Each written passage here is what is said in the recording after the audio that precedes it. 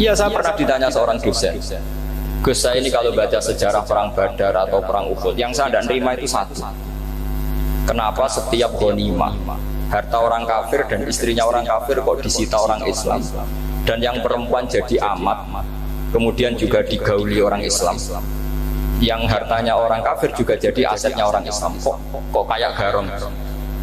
Dia tanya seperti itu sama saya. Terus saya jawab, kalau sampean ada garong dan kemudian bawa senpi, senjata api, kemudian garong Anda, penjahat Anda lumpuhkan, ya senpi itu harus Anda kembalikan.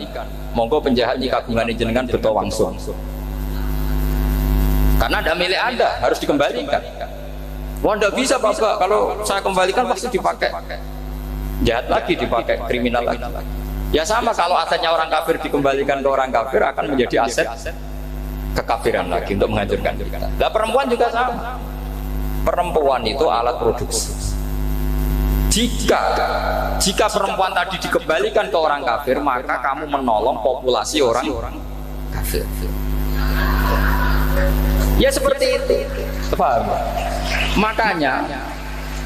Makanya disita dalam perang loh ya, tapi dalam perang yang legal. Nah itulah kenapa amat halal. Makanya di Quran itu illa ala azwajihim aw ma malakat aymanuhum. Paling enggak itu masih ada ulama atau pemikir atau ustadz siapa saja yang bisa memahami logika apa? Nanti kalau ulama ini sudah meninggal, orang akan mencibir Islam dengan cara mengatakan Islam itu jahat, yaitu menyita hartanya orang kafir dan istrinya orang kafir setiap kali terjadi perang. Karena pemikiran ini pasti sama-sama kutubnya, sama-sama ekstrem. Jadi ini penting saya katakan. Makanya masyhur itu perdebatan Sayyidina Ali dan Muawiyah.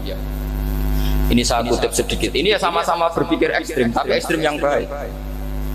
Walhasil dalam satu kerja bakti di Masjid Kuba, itu ada sahabat namanya Ammar.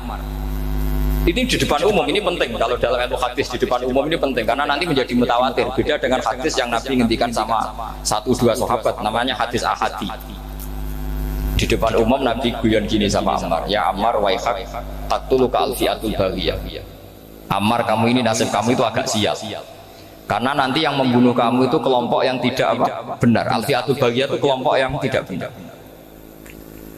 Itu disaksikan sekian sahabat. Walhasil suatu saat Ammar ini ikut perang dan ikut pasukannya Ali dan terbunuh oleh pasukannya Muawiyah. Seneng Ali. Walhasil Ammar ditemuin sama ya Muawiyah. Al-ana dhuhara bi anna fi'ati haqqun wa fi'ataka baghiyah. Sekarang kelihatan siapa yang benar. Saya yang benar, kamu yang salah. Kenapa? Karena Ammar kelompokku dan terbunuh oleh kelompok kamu. Padahal kata Rasulullah yang membunuh Ammar adalah kelompok yang salah. Tapi Muawiyah pintar sekali, dia jawabnya gini, laula kama kutila Ammar. Ammar terbunuh karena bela-belain kamu. Kalau kamu tidak nyuruh dia perang juga gak terbunuh kan? Jadi kamu ikut andil, terbunuhnya siapa? Ammar. Tapi apa kata Sayyidina Ali? Idzan qatala Rasulullah Hamzah. Kalau teori itu Anda pakai, Rasulullah pun membunuh Hamzah. Sekarang Hamzah perang karena suruhan siapa? Rasulullah. Yang membunuh Hamzah siapa? Wahsy. Kalau teori itu Anda pakai, berarti Rasulullah pun membunuh Hamzah. Terus fasa kata Muawiyah, Muawiyah diam. Jadi fikih pun itu diputuskan lewat pikiran ekstrim. Tapi bukan ekstrim yang merugikan orang lain. Ya, kalau merugikan orang lain namanya sudah la darara wa la dirar. Dia menyalahi aturan. Makanya saya pernah ngaji di sini dulu ketika tahun kemarin. Fikih Islam itu punya rumus, itu ya gara-gara pikiran ekstrim sebetulnya. Saya pernah nyontohkan adalah orang tuh kalau sholat jenazah itu mayitnya di depan, itu ulama fikih tidak ada yang punya alasan, mau hanya bilang gini, hakadha wajadna salafan wa khulafan. Mulai dulu kalau nyolati mayit ya jenazahnya di depan, hanya gitu saja, tidak punya alasan. Makanya ulama lain mengatakan tidak apa-apa jenazah di belakang, yang sholat di depan. Kenapa? Fa innaha laysat bimanzilatil imam. Memangnya jenazah imam harus di depan. Itu ya tidak ada yang bisa bantah. Bagaimana mungkin harus di depan? Oh, enggak, imam kok harus. Yang harus di depan itu imam. Jenazah itu imam apa enggak? Enggak. Terus alasan kedua sholat ghaib.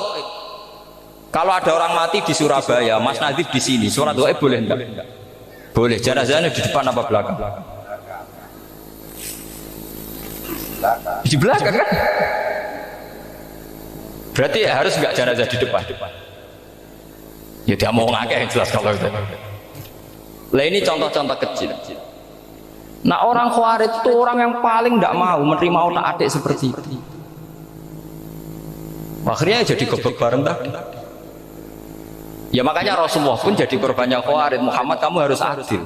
Karena pikiran mereka adil itu yang memberi banyak ya dapat banyak. Kalau pikiran nubuah tidak seperti itu. Kalau yang biasa memberi, biasa heroik, biasa baik ya biar tetap biasa memberi.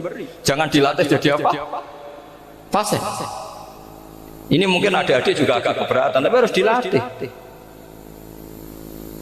Makanya saya itu jadi kiai itu yang mulai kecil anaknya kiai, putu kiai. Saya itu yang mulang itu senang. Saya tidak pernah terlintas dikasih santri atau dihormati ya.